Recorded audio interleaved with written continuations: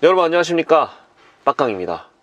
저는 지금 봉고3 전기차에 타고 있습니다. 보통 이 전기차를 타시는 분들은 처음 전기차를 접하시기 때문에 처음 차를 받게 되면 어떻게 충전해야 되는지 어떻게 사용해야 되는지 잘 모르는 경우가 되게 많습니다. 그래서 처음 차를 받게 되면 충전량이 절반도 안 돼 있기 때문에 저 같은 경우에는 고객님 차량을 미리 충전을 해서 인도해 드리는 편입니다. 그래서 지금 충전기가 있는 이마트에 충전을 하러 왔습니다. 지금 배터리 잔량이 약 한 60% 정도 남아 있는데요, 1시간 20분 정도를 기다려야 되기 때문에 이 기다리는 동안에 전기차를 처음 접하시는 분들, 특히 봉고3 전기차, 전기 화물차를 처음 접하시는 분들을 위해서 간단하게 사용 설명을 한번 해보도록 하겠습니다.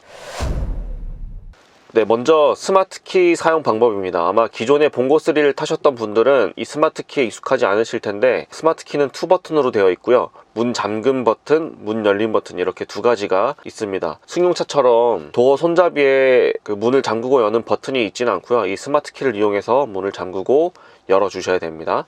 그리고 차에 탑승하시면 이 오디오 아래쪽에 있는 스타트 앤 스톱 버튼, 시동 버튼을 이용해서 시동을 걸고 끄시면 되는데요, 이 스마트 키가 항상 차 안에 들어와 있어야지만 시동을 걸 수 있습니다. 그리고 시동을 걸기 전에는 브레이크를 밟으시고 스타트 버튼을 누르게 되면 시동이 걸립니다. 사이드 미러를 조절하는 버튼은 왼쪽 무릎 위쪽에 보시면 이렇게 있고요, 이렇게 왼쪽에 놓고 움직이면 왼쪽 사이드 미러, 오른쪽에 놓고 조작하시면 오른쪽 사이드 미러를 조절할 수 있습니다. 가운데 놓으면 버튼을 눌러도 아무것도 작동하지 않고요. 네, 그리고 헤드램프 같은 경우에는 미등, 하향등 이렇게 켜실 수 있고, 시동을 켜게 되면 항상 주간주행등이라는 등이 켜져 있습니다. 주간주행등을 처음 접하시는 분들은 왜 내 차에 라이트가 꺼지지 않지? 라고 생각하시는 분들이 많은데, 시동을 켜게 되면 이 차에 시동이 걸려 있다 라고 밖에서 확인할 수 있도록 주간주행등이 항상 켜져 있습니다. 이 차량은 GL 트림인데, GLS 트림에는 이 오토 헤드램프가 적용되어 있기 때문에 한 칸 더 위로 올리게 되면 야간에 자동으로 불이 켜지고 낮에는 꺼지는 그런 기능까지 작동을 합니다. 그리고 아래쪽에는 안개등을 켜고 끄는 레버가 있고요. 그 다음에 방향지시등은 원터치 트리플 방향지시등이라고 있는데, 이 레버를 살짝 올렸다가 내리면 방향지시등이 이렇게 3번 켜지고 꺼집니다. 아래쪽도 마찬가지로 살짝 내렸다가 올리면 방향지시등이 3번 켜졌다가 꺼지고요. 요거는 계기판에 있는 설정 화면에서 방향지시등 켜지는 횟수를 따로 조절할 수도 있습니다. 그리고 기존 차량처럼 좌회전이나 우회전을 할 때는 이렇게 완전히 끝까지 올리시면 방향지시등이 계속 켜지게 되고요. 그리고 차량과 여러분들이 쓰고 계시는 휴대폰을 블루투스로 연결하게 되면 전화를 걸고 받는 버튼, 전화를 끄는 버튼까지 모두 작동을 합니다. 음소거랑 음량 조절 버튼이랑 라디오 모드, USB 모드, 블루투스 모드를 변경할 수 있는 이 모드 버튼, 라디오 주파수 조절이나 오디오 트랙 변경을 할 수 있는 버튼까지 스티어링 휠 왼쪽에 있습니다. 그리고 스티어링 휠 오른쪽에 보시면 이 차량 같은 경우에는 크루즈 컨트롤이 미적용되어 있는 차량이라서 여기에 버튼 3개가 비어 있고요, 크루즈 컨트롤이 적용된 GLS 트림에는 여기에 크루즈 버튼과 크루즈 취소 버튼, 크루즈 속도 조절하는 버튼이 함께 적용되어 있습니다. 여기에 있는 이 버튼은 계기판의 메뉴를 변경하는 버튼입니다. 이 버튼을 눌러보시면 전방에 있는 계기판이 이렇게 차량 정보와 설정 화면으로 넘어가게 되고요, 여기 있는 이 다이얼을 이용해서 다른 정보들을 또 확인하실 수도 있습니다. 그리고 OK 버튼으로 초기화 또는 확인을 눌러주시면 되고요. 네, 그리고 다음은 이 회생제동 브레이크에 대한 설명입니다. 이 회생제동 브레이크는 내연기관차를 타시던 분들에게는 익숙하지 않으실 텐데요, 이 회생제동이라는 거는 기존 내연기관차의 엔진 브레이크라고 생각하시면 됩니다. 그래서 0단계부터 3단계까지 조절을 할 수 있는데요, 드라이브 모드가 들어가 있는 상태에서 핸들 우측에 있는 이 레버를 눌러주시면 회생제동이 3단계부터 0단계까지 낮아집니다. 그리고 이쪽에 있는 버튼은 눌러주시면 0단계부터 3단계까지 높아지는 버튼이고요, 그래서 여기에 보시면 화살표가 1개만 있고 여기는 화살표가 3개 있잖아요. 3단계까지 올려주기 위해서는 이 버튼을 이용하시면 됩니다. 0단계와 3단계의 차이는 3단계 단계가 높아질수록 엑셀을 뗐을 때 회생제동 강도가 강해집니다. 그래서 엑셀을 떼게 되면 차가 브레이크 잡은 것처럼 확 속도가 줄어버리면서 이 충전 게이지의 차지 방향으로 게이지가 향하게 되고요, 속도를 줄이면서 배터리를 충전하게 됩니다. 그래서 짐을 많이 실었을 경우에는 이 회생제동 3단계를 이용해서 브레이크를 밟지 않아도 속도가 줄 수 있는 있는 그런 환경을 만들어 주시는 게 좋고요. 평상시에는 뭐 1단계나 0단계 여러분들의 주행 환경에 맞게 이 회생 제동 단계를 조절해서 사용하시면 됩니다. 0단계일 경우에는 엑셀을 떼게 되면 그냥 리어카 굴러가는 구르마처럼 아무런 저항 없이 차가 굴러가게 됩니다. 다음은 오디오 화면에 있는 버튼인데요. 이 버튼은 사이드 미러를 전동으로 접어주는 버튼입니다. 누르게 되면 튀어나오지 않게 들어가게 되고 다시 누르면 이렇게 나오게 되는데요. 버튼을 눌렀을 때 사이드 미러가 이렇게 접히게 됩니다. 펴지기도 하고요. 그리고 이 차량은 뒷유리 열선이 빠져 있는 차량이기 때문에 사이드 미러 열선만 지금 버튼이 있고요. 뒷유리 열선까지 포함되어 있는 차량은 여기에 뒷유리 모양으로 열선 표시가 있습니다. 그리고 비상등 핸들 열선이 추가되어 있고요. 그 다음에 운전석 열선까지 추가되어 있습니다.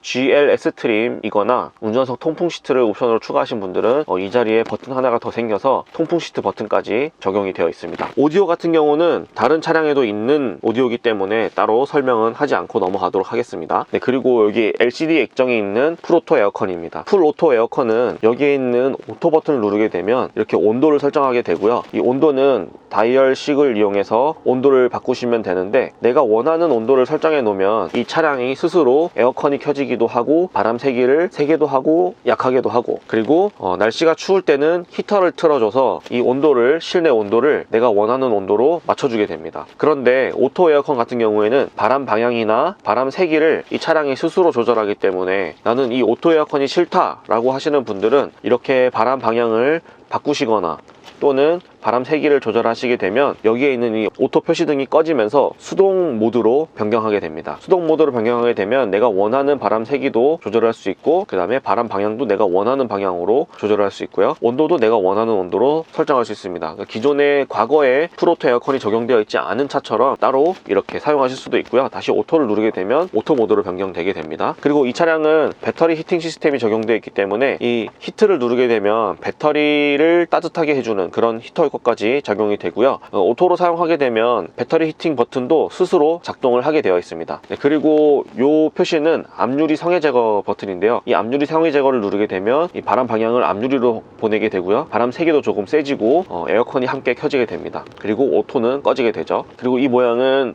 내기순환 버튼인데요. 버튼에 불이 꺼져 있으면 외기순환, 바깥에 있는 공기가 차량의 실내로 유입되게 되고요. 이 버튼을 누르게 되면 바깥에 있는 공기가 실내로 유입되지 않게 막아주는 실내 내기 순환 버튼입니다. 네, 그리고 이 차량은 GL 트림에 드라이브 와이즈가 추가되지 않은 차량이기 때문에 전방에 차선을 감지하는 센서, 카메라 센서가 빠져있는 모델이라서 전방에 아무것도 없고요. 카메라 센서가 내장되어 있는 차량들은 여기에 플라스틱 덮개가 함께 적용이 되고요. 여기 아래쪽에 차선 이탈 경보를 켜고 끄는 버튼이 함께 적용이 됩니다. 그 버튼을 눌렀을 때 차선이 명확한 곳에서는 차선을 감지하게 되는데 속도가 60km 이상일 때만 차선을 감지하고 작동하게 됩니다. 네, 그리고 자동 변속기는 뭐 다른 차들이랑 똑같이 사용하시면 되고, 이 전기차 같은 경우에는 기어 단수가 없기 때문에 1단으로 전진하고 1단으로 후진하는 그런 시스템이라고 보시면 됩니다. 그래서 따로 저단 기어로 주행할 수는 없습니다. 그래서 드라이브 모드에서 전진을 하고 후진 모드에서 후진을 한다고 보시면 되고요. 그 다음에 중립 주차를 원하실 때는 파킹에 놓고 시동을 끄신 다음에 이 릴리즈 버튼을 눌러서 중립에 전환을 시킬 수 있습니다. 네, 다음은 요것도 조금 본고3 타시던 분들에게 조금 생소한 버튼인데요.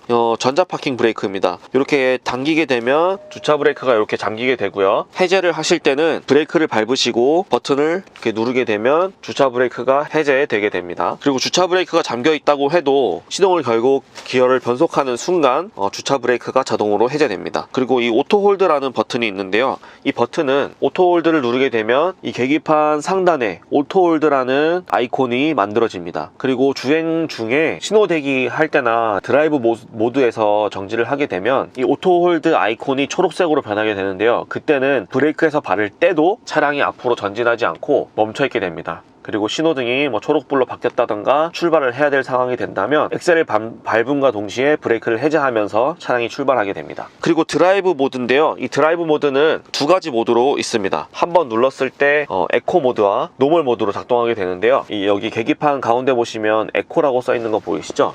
이 에코 버튼을 활성화시키고 노멀 모드로 변경하고 하는 이 버튼이 있습니다. 이 에코 모드일 때는 회생 제동이 2단계로 설정이 되고, 에코 모드가 아닌 노멀 모드에서는 1단계로 설정이 되는데, 이 회생 제동을 드라이브 모드에 따라서 회생 제동을 저장시켜 놓을 수 있습니다. 이 계기판 메뉴 버튼을 이용해서 환경차라는 메뉴에 들어가게 되면 에코 모드 회생 제동량에서 회생 제동 단계를 지정할 수 있습니다. 그러면 에코 모드에서는 항상 그 회생 제동 단계가 설정이 되는 거고요. 그리고 노멀 모드 회생 제동 단계 설정에서는 노멀 모드에서 어떤 회생 제동 단계를 쓸 것인지 고정할 수 있습니다. 그리고 이 차량 같은 경우에는 하이패스 룸미러가 적용되어 있지 않기 때문에 이렇게 좀 슬림한 룸미러가 적용이 되고요. 하이패스 룸미러가 적용된 GL 스트림이나 하이패스 룸미러를 옵션으로 선택하신 분들은 이거보다 조금 더 두꺼운 그런 하이패스 룸미러가 들어가게 되고, 이 룸미러 옆쪽에 하이패스 카드를 꽂게 되어 있습니다. 그리고 전자식 룸미러가 적용되어 있지 않기 때문에 아래쪽에 이 버튼을 이용해서 야간에 눈부심 방지 기능을 활성화시킬 수 있습니다. 네, 그럼 전기 화물차 사용 방법 간단하게 이 정도로 마치도록 하고요. 전기 화물차를 처음 접하신 분들은 조금 생소해서 처음에 좀 어려울 수 있는데요. 제 영상을 참고해서 여러분들도 한번 여러 가지 기능들을 작동해 보시면 금방 익숙해지실 수 있을 겁니다. 혹시나 제가 설명드린 것 외에 추가로 궁금하신 점이 있으시면 아래 댓글로 남겨주시면 제가 알고 있는 범위 내에서는 답변을 해드리도록 하겠습니다. 네, 그럼 오늘 영상은 여기서 마치도록 하고요. 여러분들에게 제 영상이 조금이라도 도움이 되셨다면 좋아요와 구독 부탁드리겠습니다. 그럼 저는 다음에 더 유익한 영상으로 다시 한번 찾아뵙도록 하겠습니다. 지금까지 빡강이었습니다. 감사합니다.